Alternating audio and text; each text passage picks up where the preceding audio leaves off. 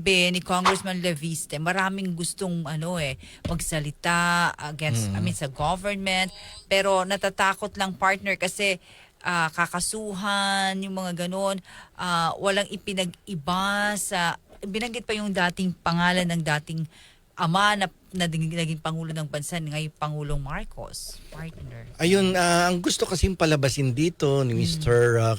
Leandro Leviste ay ang kasalukuyang sitwasyon ay nakakaranas ng sitwasyon na kumbaga parang meron ding martial law, although walang opisyal na proklamasyon o anunsyo diyan galing sa Malacanang, pero ang totoong sitwasyon ay nararamdaman ng taong bayan ang panggigipit, pananakot at panggigipit, pananakot at ano pa yung isa? Ano ba, partner? Di ba? At ayun, panggigipit, pananakot ng gobyerno laban sa mamamayan. At ipinararamdam at pinararanas sa mga tao ang baksik ng batas militar.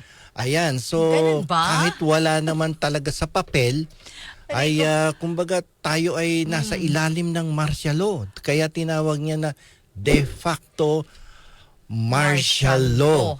Ibig sabihin, walang formal announcement of the declaration of martial law in the country, but the truth is the people are experiencing the effects of martial law. Nararanasan natin yung batas militar na kung saan pinupuntirya daw ng ating pamahalaan yung mga kritiko. At pinipigilang magsalita, tinatakot, ginigipit. Ayun. Tanong ko lang, partner, even kanina yung narinig ko din sa isa nating kasama rito sa Naranjuman, kailan ba yung termino na nungkulan na Pangulo na ipinasara ang isang malaking TV network? Si Junior, Ferdinand Marcos saan Jr. ba naranasang administrasyon? Diba? Yung pinasara ang isang malaking istasyon. Panahon ni ng kagalang-galang na dating Pangulong Rodrigo Duterte. Kailan ba madaming patayan na nagaganap na administrasyon? Nung panahon ng idolo mong Pangulo. Nangyayari ba ngayon yun? Walang pangyayaring ganyan ngayon. Dahil ngayon, nung nakarang administrasyon, kapag ikaw ay kritiko at ikaw ay talagang consistent ka, talagang pumupuna sa pamahalaan, either magiging drug pusher ka o drug addict, doon ka sakali pupulutin. Labeled ka as a drug pusher, drug lord, drug addict. Ayan, patay kang bata ka. Pero sa kasalukuyan yan ay hindi po nangyayari. Ang totoong nangyayari sa kasalukuyan ay ang ating mga kababayan na may tunay na kalayaan, nakakapagsalita, nakakapuna. Ang daming rally! Meron ng Luneta Rally, February diba? 25, meron na naman. Naghahanda na ang PNP. O ano yun? So, ano mo itong ginagawa at sinasabi ni Leandro Leviste, ito ay guni-guni niya lang to. Baka inaantok pa. Parang isang taong nagkakaroon ng hallucination. alam mo after meow-meow siya naman ngayon. Ano ba siya? Tweet-tweet. Hindi. Aw-aw daw. Aw-aw naman. Ngaw-ngaw daw ng pero yun talaga yung kanyang pinangahawakan partner. Hindi, kasi kaya siya nagsasabi ng ganito, parang nararamdaman niya na may martial law dito sa ating bansa sapagkat ginigipit daw siya, tinatakot at iniipit sa kanyang mga negosyo. Sa katunayan, magkakaroon daw ng investigasyon sa Kongreso tungkol doon sa kanyang solar power firm. At kaya ramdam niya na may batas militar. Iniipit, tinatakot, ginigipit ang kanyang mga negosyo ng kasalukuyang administrasyon.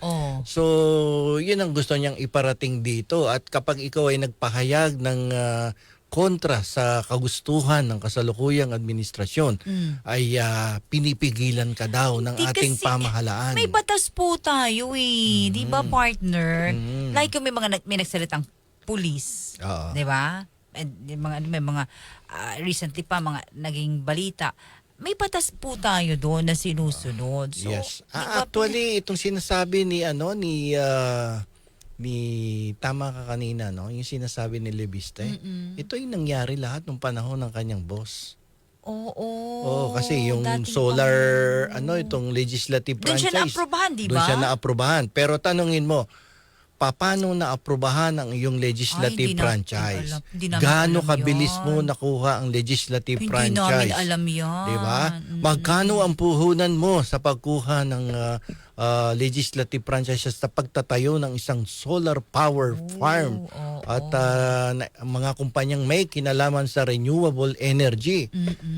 Magkano puhunan mo? Sabi nga ni Congressman Lito Atienza, bata, saan mo kinuha yung 1 billion na puhunan mo? At the age of 20 plus. meron ka ng Hindi ka naman anak ng bilyonaryo. meron ka ng billion agad. Oo. Swerte mo naman. Pagkatapos ay ang tunay na kapital ay 1 milyon, tapos binintan mo ng ilang bilyon. At saka bumitiw siya, di ba, sa isang correct me if I'm wrong, Solar para sa bayan. O para hindi na madamay pa, di umano ang... Yun ang sabi niya, nag-divest Oo, siya. Pero oo, para lumalabas ngayon na hindi pa siya nagda-divest. Wow. Even do sa SP New Electrical Corporation, pati do sa Solar Power Holdings, yata yun, no? Oo. Incorporated. Oo. Mukhang ngayon pa lang siya nagda-divest. Kung wala pa, dapat full yun full divestment of your shares and interest to these different companies. Kaya sabi ng ating saligang batas, kinakailangan na kapag ikaw ay elected na bilang isang kongresista, you should not be financially interested directly or indirectly with any government contracts. Ano yung nangyari sa kanya? Nung nagkakabistuhan, mukhang doon lamang nagbabawas ng kanyang mga shares of stocks sa different solar firms. Sa bibig niya nang gagaling yan. Yun ay isa niyang sariling pahayag. Yan ay kanyang sariling... Sarili niyang pahayag sapagkat nararamdaman niya yung panggigipit daw, pananakot at pinapatahimik daw siya. Kaya sinasabi niyang wala ngang martial nung opisyal pero nararamdaman namin. Baka siya lang ang nakakaramdam dahil ang dami niyang nilabag na batas. At saka partner, na ungkat na Siya naman kasi, daldal kasi siya ng daldal di ba? Kaya yan, tuloy na nasisilip siya tuloy. Hindi nga natin alam yan Walang alam ang mamamayan. Kailan lang natin naman yan, isang linggo lang. Tapos siya pala yung Saan ka nakakita na may martial law na sinasabihan mo adik yung Pangulo? Saan ka nakakita ng may martial law na sinasabihan mo na nakipag, yung foursome doon sa ibang bansa ang Pangulo at ang First Lady? Kung may martial law tayo tapos nagsasalita kayo ng ganyan sa Pangulo, bukas sigurado nasa kulungan ka, dampot ka na. Yun ang martial law. Yun ang martial law. At kung may kritiko at nagsasabing may korupsyon, umaabuso sa kapangyarihan, bukas nandoon ka na din sa krame. Alam mo, nung araw elementary ako, natatandaan ko diniklara ang martial law. No? At isa sa unang-unang nabasa ko sa balita ay ang...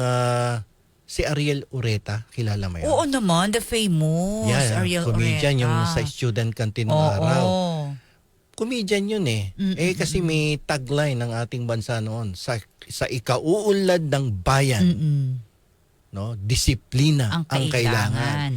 May noon time siya, biniro niya. Sabi niya, sa kaiuunlad ng bayan, bisikleta ang kailangan. Bisikleta daw alam mo, kinabukasan. Hindi ko lang alam kung may katotohanan to, pero kumalat tong balita na to At hanggang ngayon pinag-uusapan niya ng mga nakaabot ng martial, ng mga may edad na. Ano daw, partner? Dinampot kinabukasan si Ariel. At pinagbisikleta maghapon doon sa Camp Crame.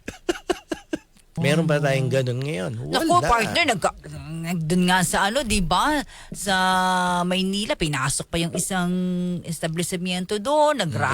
Hindi na nga rally, riot na nga nangyari Ayun. So, alam mo, siguro sa palagay ko lang, no, sa analysis ko kay Leandro Leviste, siguro kaya niya sinabing de facto martial law ang ating bansa ngayon ay dahil alam niya na hindi magkakaroon ng de jure martial law. Ano naman yan? Dapat yan quote, ang ating quotes for, or word for the day, for De jure.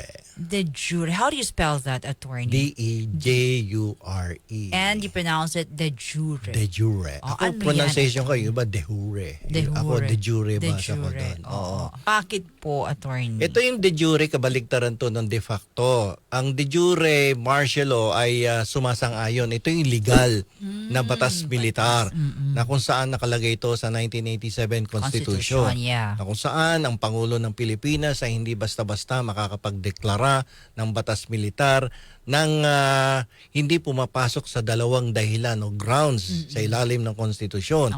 Ano yon? Dapat merong invasion, dapat merong rebellion, and when public safety requires it. So tatlong kondisyon ang dapat ma-meet ng ating Pangulo upang siya ay makapagdeklara ng martial law. Invasion, rebellion, and ang sinabi, and when public safety requires it. Kapag iba na ang dahilan, hindi mo pwedeng ideklara ang martial law. Assuming na ideklara mo, na nasabi mo, may rebellion deklarado, martial law. Di ka gulo na. Yung martial law na yan, siguro ito iniisip ni Leandro Leviste, hindi nyo kayang ideklara kasi napakahigpit ng 1987 Constitution. Kasi ang sabi ng Constitution, pag dumeklara ka niyan, on the ground of invasion or rebellion, when public safety requires it, hanggang 60 araw mo lang ito pwedeng gamitin. May limitasyon dito. At yan dapat within 48 hours ay mag-report ka sa Kongreso. So magre-report ka para kay estudyante. The President should make a report to the House of Representatives para i-justify mo ang declaration of martial law. And then, pag nag-report ka sa Kongreso, yung Kongreso makapangyarihan sa ilalim ng 1987 Constitution kahit dumeklara ng martial law ang Pangulo sapagkat ang Kongreso pwede niyang bawiin ang deklarasyon ng batas militar.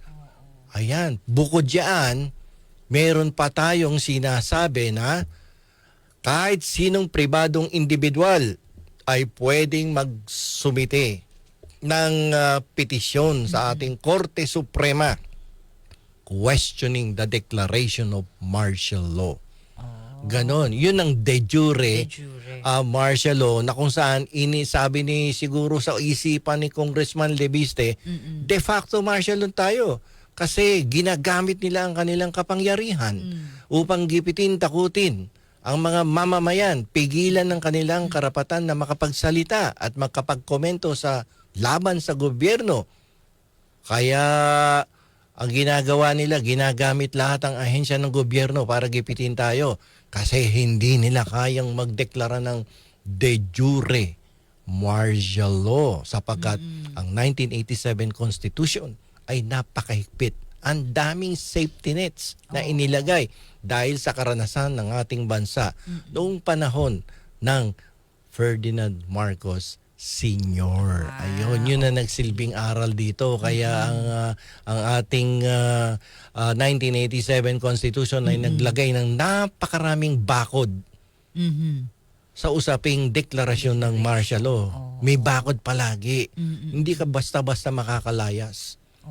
Diba? So, yun. Kaya sabi niya, de jure martial law tayo. Walang opisyal na deklarasyon, pero nangyayari at nararamdaman, nararanasan ng mga mamamayan ang panggigipit ng kasalukuyang administrasyon. And tanong ko naman, sino ba ginigipit? Ikaw lang yata.